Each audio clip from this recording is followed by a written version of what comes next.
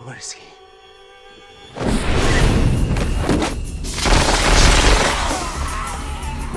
Since it's the month of Halloween, I wanted to do something horror related, and that gave me a chance to dive back into a series I haven't visited for a while. Blade.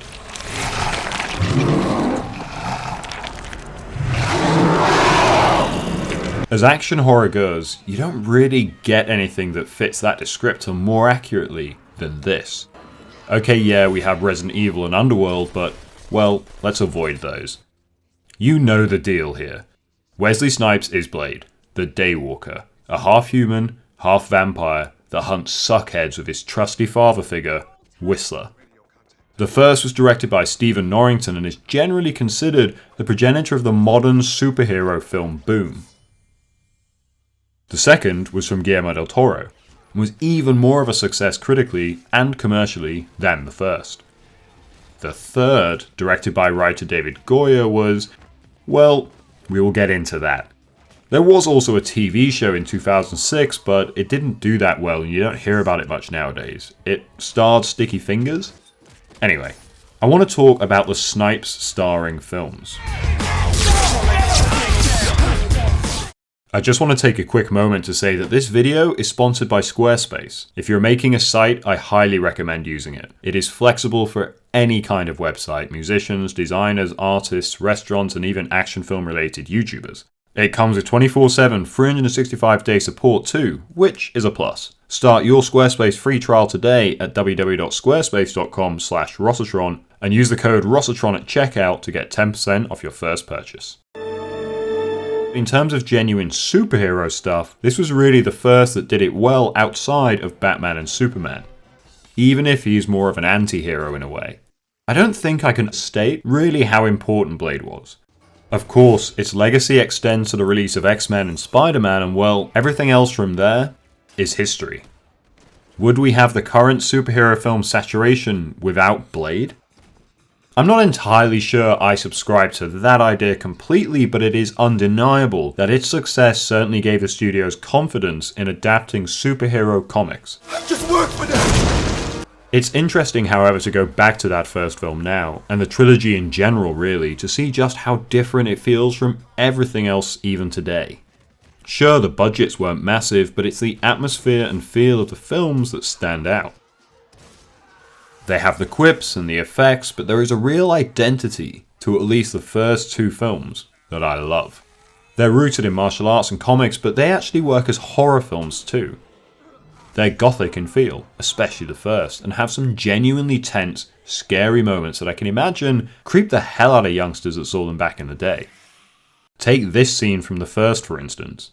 It is purposely slow, building a relationship, building who Karen is, to lull you into a false sense of security before, bam, she's being gorged on by the burnt up corpse of a vampire. And later in her apartment building, the slow burn, the dread. This is stuff picked up from a director who's watched horror cinema, not action or superhero stuff.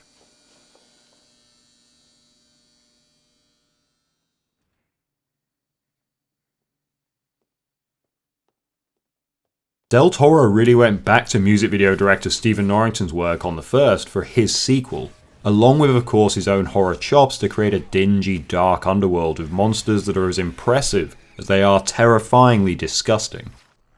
Perhaps less gothic in tone, this is urban horror, with a distinctly Eastern European feel. That makes sense due to the shooting location, but also feels right for something around vampires rooted in the lore of Transylvania. He also toned down some of the more music video stuff Norrington had gone for, which I did appreciate. All of that is what Trinity really lacks, amongst a lot of other things. The identity of these films is dark, gothic, only a little tongue-in-cheek. You're human. Barely. I'm a lawyer. And led by that brilliantly charismatic Wesley Snipes. Can you blush?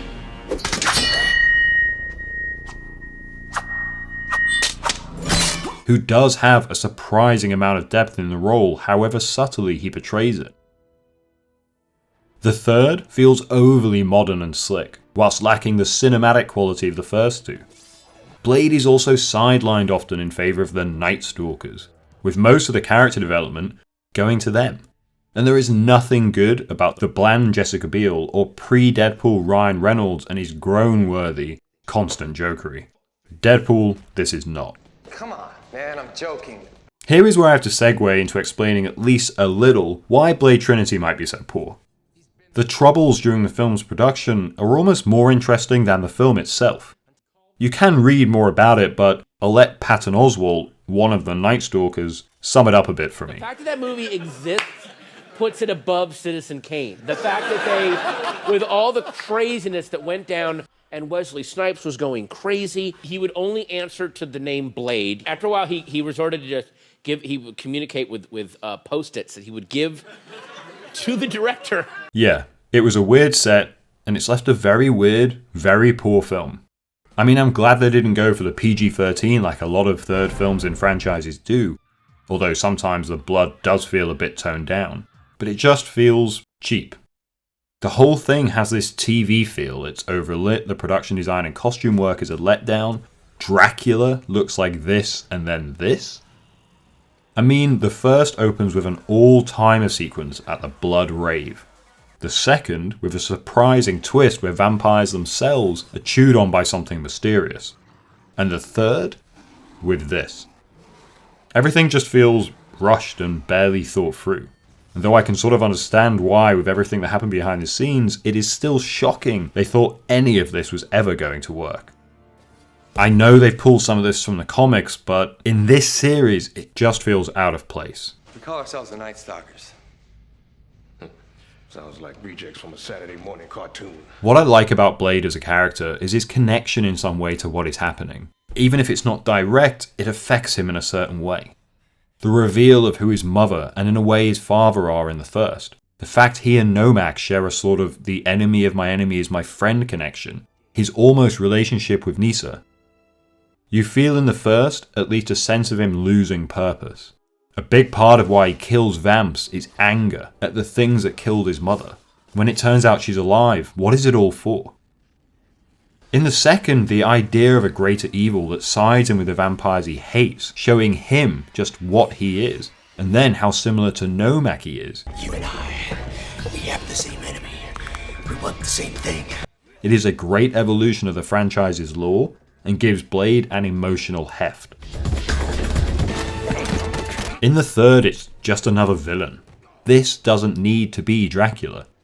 The idea of the very city-based, modern Blade fighting a truly ancient evil is full of potential. But this is what we got? I mean, I know the first has a bit of an underwhelming villain, though we almost got something a lot worse. But this? It's embarrassing.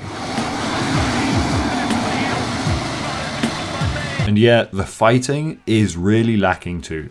I can't say any of the films are truly action all-timers, relying just too much on erratic editing around a world-class performer like Snipes. But there are a lot of enjoyable enough sequences. At least, there is bags of style in the action of the first two, and you get a sense always of what is happening enough to follow it all. In this scene in Blade 2, you at least have an idea of how many enemies there are.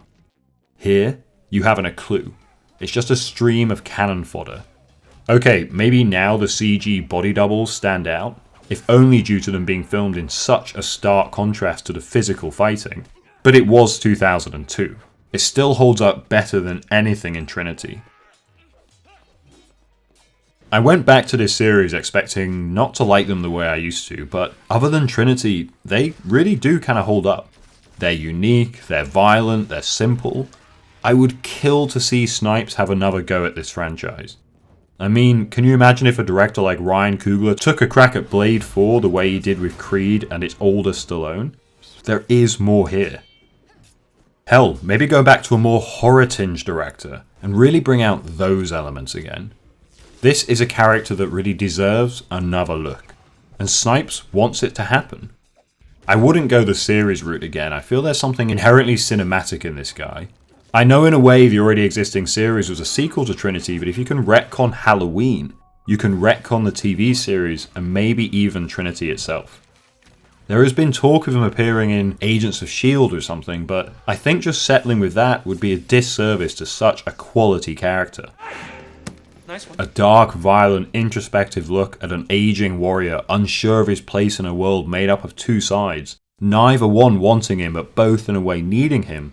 There is so much there to play with. Thanks for watching, guys. I have another Halloween related video coming soon, so if you want to be notified as soon as that pops online, hit the bell icon below and do like and subscribe. Have a great October. As said before, this video is sponsored by Squarespace. If like me you're a bit stuck for time but want to make a site, this is perfect for you. It's an incredibly flexible platform and affordable, especially with the 10% off you get through signing up with me.